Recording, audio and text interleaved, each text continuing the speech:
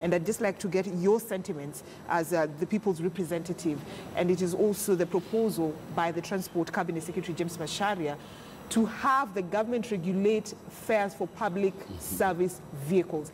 How realistic is this, Honorable Mabunga? Because it looks like it will be a sigh, not even it looks like, it will be a sigh of relief for so many Kenyans. And that is why, Brenda, you have to be very keen. Kenya is a free market economy. And when you give the powers to an individual to regulate the fares, the assumption is, in the majority of Kenyans who are using the matatus, they believe that the fares will go down.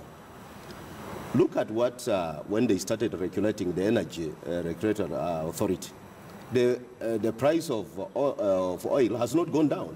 What is going to happen? You know, matatu has cartels, and they will definitely find a reason to justify that during daytime you were using 20 shillings. Now, because they have justified why they are charging 80 flat. And definitely he will do that, but at the end of the day, the common mwananchi will definitely cry.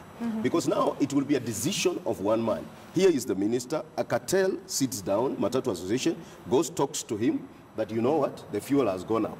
And this is what we agree.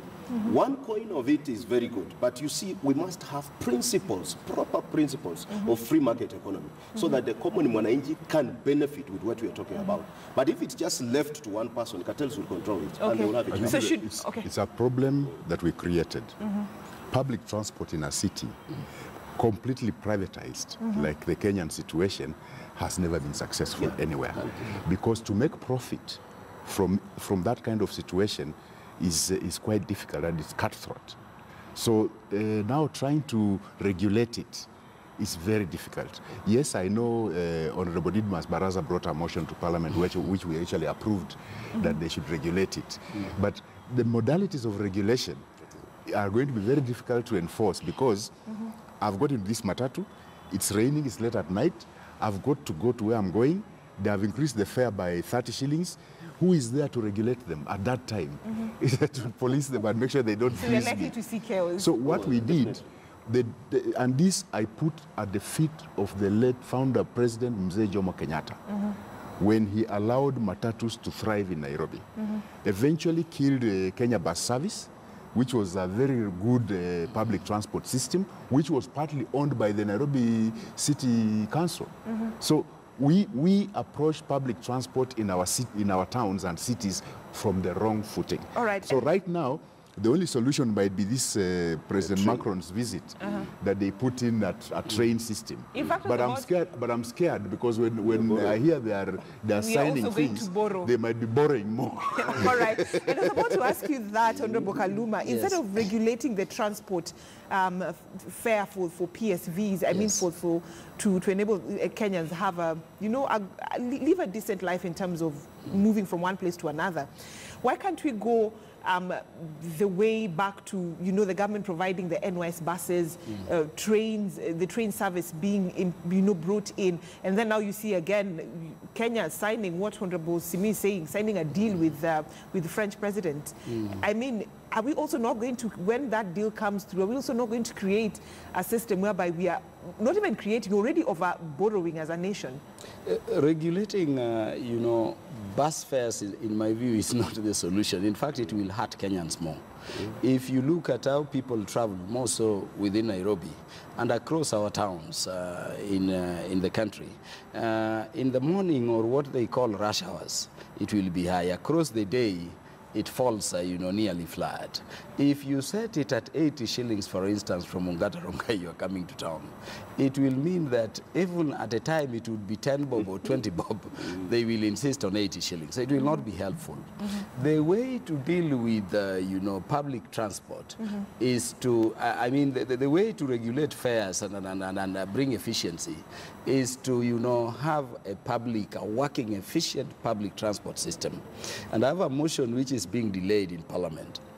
But I had proposed, let us have a railway line from Eastlands to Ngong, along that road, a tube, underground. Let us have one from Limuru down to Machakos. And then let us have 2 circuits.